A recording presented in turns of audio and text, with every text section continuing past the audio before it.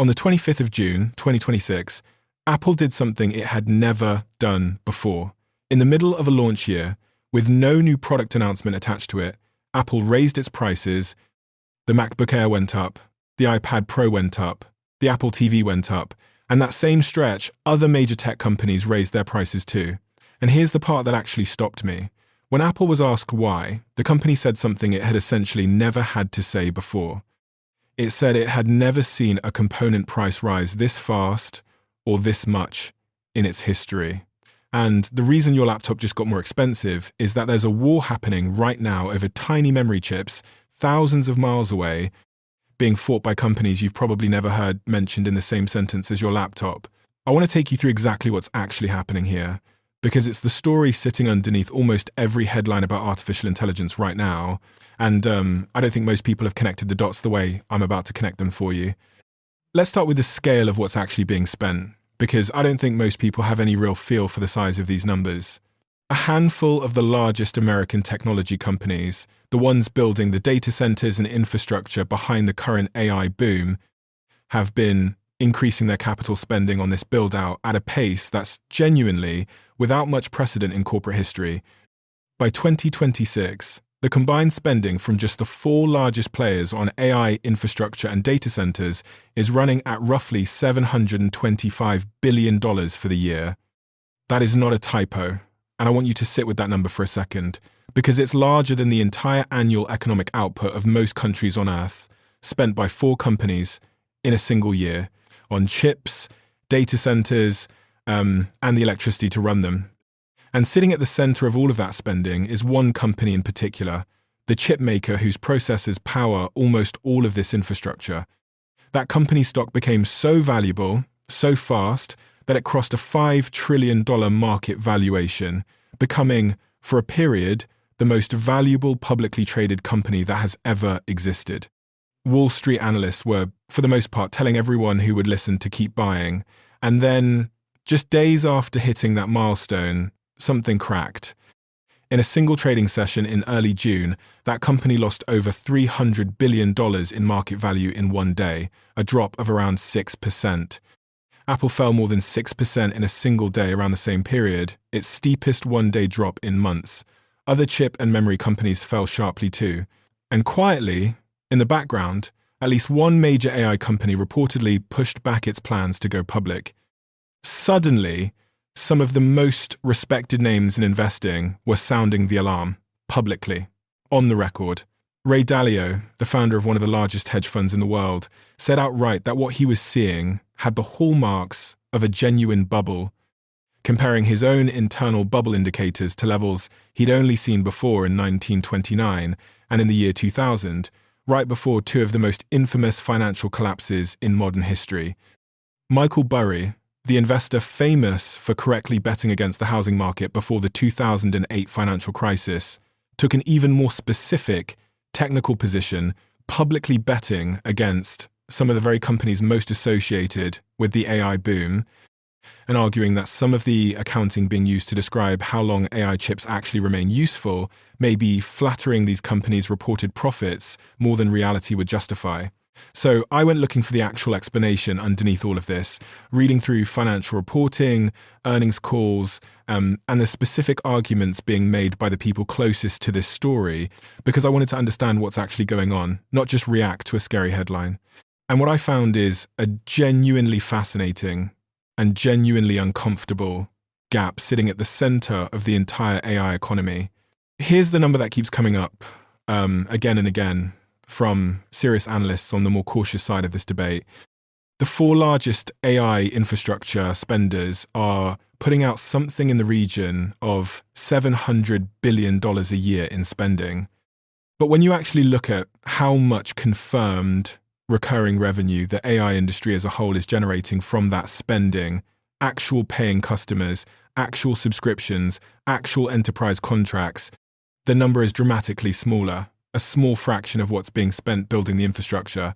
One well-known venture capital analyst has spent years tracking exactly this gap and has described it as a growing structural hole between infrastructure spending and the revenue needed to actually justify economically, a gap he's put at somewhere in the range of $500 to $600 billion a year. His argument isn't that AI doesn't work. or that it's not going to be genuinely important. His argument is narrower and I think more useful. Somebody has to eventually pay for all of this spending, either through revenue that hasn't shown up yet, or through investors accepting losses that keep growing. And right now, nobody has a clear, agreed answer for which of those two things is actually going to happen. I want to be really precise about what the more skeptical voices in this conversation are actually arguing, because it's more nuanced than a simple "it's all fake" story. Nobody serious is saying artificial intelligence itself doesn't work, or that it won't matter. Some of the companies buying all of these chips are already showing real, measurable revenue growth tied directly to AI products, cloud services, and enterprise tools. The argument on the skeptical side is narrower, that an enormous amount of the money currently flowing through this industry is circulating between a relatively small number of the same companies, one company investing in another, which then spends that money buying products or services from the first company in ways that can make overall industry revenue look larger and healthier than the underlying independent customer demand actually supports. Critics have started calling this kind of arrangement circular in nature, and some have gone as far as suggesting that if the underlying demand doesn't materialize the way the spending assumes it will, what currently looks like a flywheel of genuine growth could, in hindsight, look a lot more like an accounting illusion. I want to bring in the historical parallel almost everyone I read kept bringing up themselves, because I think it's genuinely useful as long as it's used carefully rather than as a scare tactic. Back in the mid to late 1990s, the world became convinced the internet was about to produce explosive, near-limitless growth, and an enormous amount of capital, hundreds of billions of dollars in today's terms, was poured into laying fiber optic cable under oceans and across continents on the assumption that data traffic would grow fast enough to use all of it.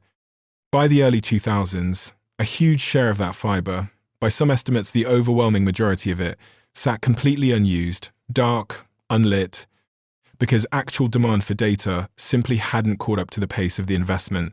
Companies that had borrowed heavily to build that infrastructure collapsed. Trillions of dollars in market value were wiped out. And here's the part that I think is the actually important lesson, rather than just a scary footnote. The internet itself turned out to be every bit as transformative as people believed at the time, arguably more so. The fiber that was laid eventually did get used extensively. Once real demand caught up years later, the technology wasn't the mistake. The timing, the financing, and which specific companies would ultimately capture the value was where the mistake happened, and it took years, and a genuinely brutal shakeout for the difference between the technology and the specific bets on it to become clear. I think that distinction between whether the technology is real and whether the current financial structure built around it is sustainable is the single most important thing to hold on to in this entire conversation, and I want to walk through both sides of it fairly, because I think most content on this topic picks one side and ignores the other. The case for genuine concern is built on a few specific things. The scale of spending at roughly $700 billion a year among just a handful of companies has grown extraordinarily fast in a very short period. A meaningful share of that spending is being funded through debt rather than existing cash flow, and some analysts have pointed to a large and growing pile of data center-related debt, some of it in lower-rated bonds, as a specific vulnerability if growth expectations don't materialize on schedule. The revenue gap I described earlier, the difference between what's being spent and what's being generated in confirmed independent customer revenue, remains large, and, by some measures, still growing rather than shrinking. And a genuinely enormous share of recent overall stock market gains has become concentrated in a relatively small number of companies tied directly to this story, which means if expectations around any one of them disappoint, the ripple effects reach far beyond just that one stock. The case on the other side is just as real and just as worth taking seriously. Several of the companies at the center of this story are reporting extraordinary, rapidly growing revenue that is not circular in nature, tied to real cloud computing demand, real enterprise adoption, and real consumer usage that continues to climb. Multiple major banks and research firms have published analysis arguing that current spending, while enormous, is still justified by the scale of the underlying transformation they believe AI represents, and that comparing today's leading AI companies, most of which are extremely profitable, cash-generating businesses, to the many unprofitable, speculative dot-com era companies that collapsed in the early 2000s may be comparing genuinely different situations. Some economists have also pointed out that even if certain individual companies or specific investment bets turn out to be overextended, that doesn't necessarily mean the broader technology or even the broader market experiences the kind of dramatic, sudden collapse that a phrase like bubble bursting tends to imply in people's minds. So where does that actually leave things, honestly? I think the fairest answer, the one that respects both sides of this properly, is that we're watching a genuine live test play out in real time between an extraordinary technological shift that is very likely real and important, and a financial structure built around that shift that has grown large and complex enough that serious, credible people on both sides genuinely disagree about whether it's currently sustainable. That tension is not going to resolve itself in a single headline or a single week. And I think anyone telling you with total confidence exactly how or when it resolves is telling you more about their own incentives than about the actual, honestly uncertain state of the evidence. I want to spend the rest of this talking about what this actually means for you, practically, because I think that's ultimately the point of walking through all of this. On your devices and your everyday spending, the immediate, tangible effect is already here, and it's not really up for debate the way the broader bubble question is. The specific memory chips used across almost the entire consumer electronics industry are in genuinely short supply because AI data centers are consuming an enormous and rapidly growing share of global memory chip production. That shortage has already pushed up prices on laptops, tablets, and other devices across multiple major manufacturers, not just one company. And industry analysts tracking chip supply have suggested this specific shortage could persist for a year or more, meaning if you're planning a major device purchase, it's worth knowing that prices in this specific category may not simply drop back down anytime soon. On your job, the honest answer depends enormously on your specific industry and role, and I don't think it's useful to pretend there's a single universal answer here.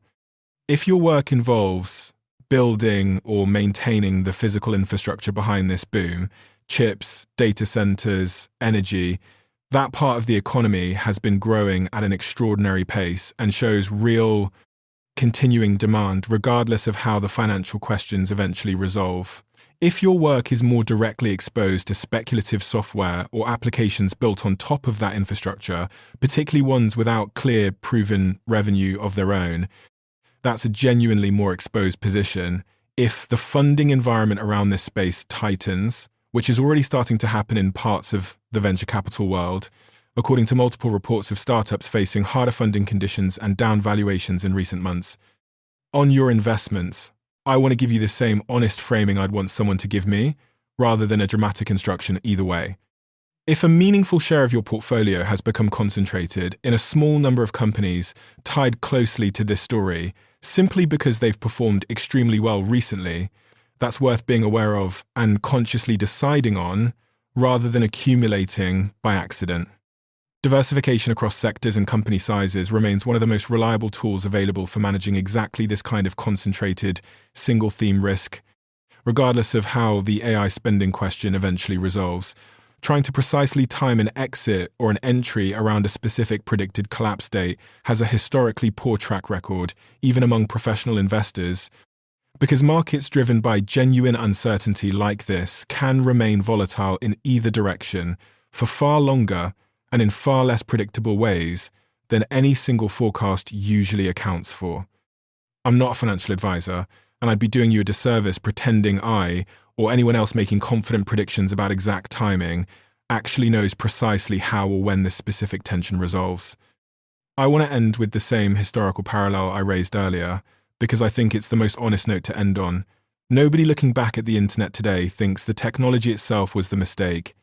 The mistake for the companies and investors who got hurt was believing that the pace of financial return would match the pace of genuine technological progress, when in reality, those two things move on very different timelines, and the gap between them is exactly where fortunes get made and lost. I think that's precisely the tension sitting underneath every headline about AI spending right now, and I think the honest, useful response to it isn't panic, and it isn't blind faith either. It's paying close ongoing attention to the actual gap between the spending and the revenue, staying genuinely skeptical of anyone selling total certainty in either direction, and making sure your own financial life is resilient enough to handle whichever version of this story actually plays out on a timeline nobody, including the most confident voice you'll hear on this topic, can currently promise you in advance.